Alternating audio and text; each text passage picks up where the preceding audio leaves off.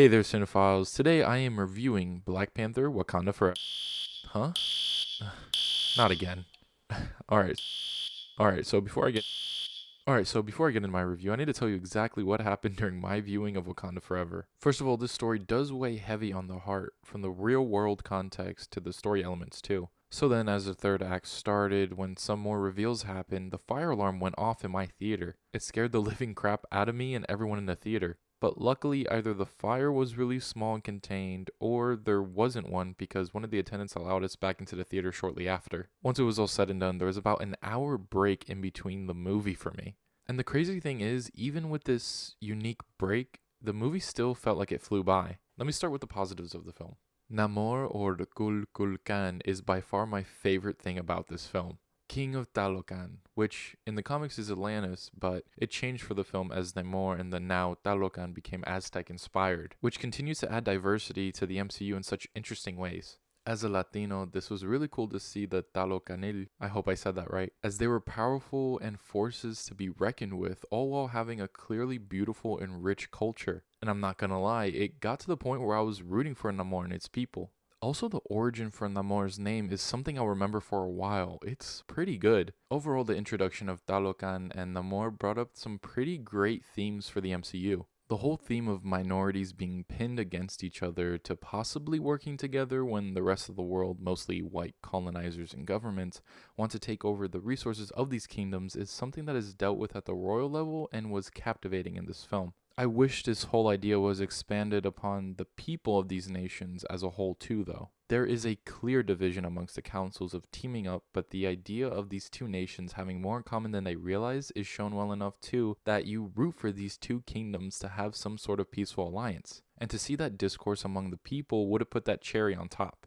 The director Ryan Coogler brought up some deeper themes to the MCU in the first Black Panther, and he continues to do so in Wakanda Forever. Although he was just short of truly transcending the MCU with these themes too, I just wanted a little more of a good thing. Overall, the themes of minority division through an outside force is definitely effective as it comes to a shocking near conclusion. I remember being upset that it seemed like they were making a character commit to an action that would have been extremely bold for a blockbuster to do. In general, there's some great character work for the more main characters of the film. This works as a near tragedy for Shuri, Okoye, and Ramonda, especially by starting the film by losing T'Challa in a tasteful way. Shuri is the main focus, and her existential crisis of technology and ancestral tradition/belief is so well done. From the moment grief is able to arise, she immediately turns to science. That opening scene sets up Shuri's internal battle real well. I'm pleasantly surprised with how they handled such a crisis for Shuri, bringing her to an even darker route than I imagined, and of course she plays very well off her mother, Queen Ramonda.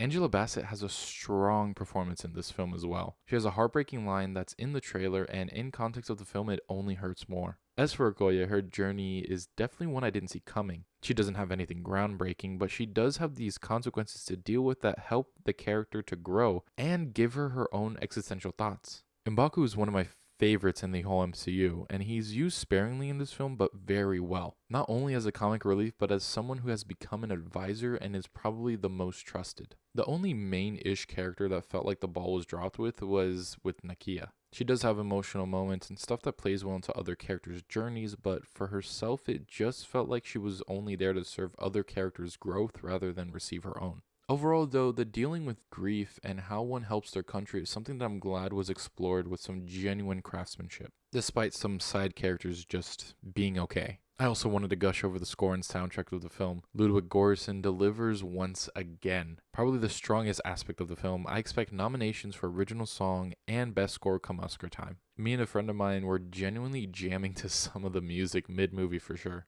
I also love the juxtaposition of all the original and great music for everyone else to when Everett Ross is on screen, he's just listening to Red Hot Chili Peppers. Not that there's anything wrong with that, it's just kind of funny. But I do truly applaud Ludwig for being one of the most creative and well-researched composers that is working on bigger films today. The fact that he went on to search for Mayan rappers for this soundtrack is amazing. Another aspect I enjoyed for sure was the cinematography. Some shots in the film will go down as the best in the MCU. The way that Namor's birth was shot is something that just screams cinema.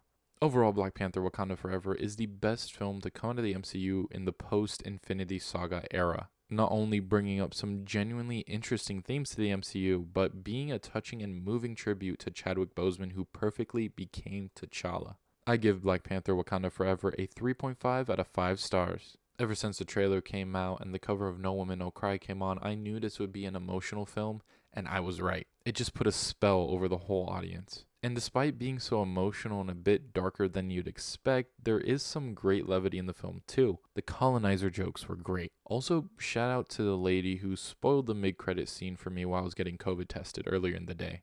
But anyway, if you've seen Black Panther Wakanda Forever, let me know your thoughts down in the comments below. Did it meet your expectations? And please remember to check out our social medias and share the video. It really does help out. As always, thank you guys for liking, commenting, and subscribing. Stay tuned for more Yeti Films content, and I'll watch you later.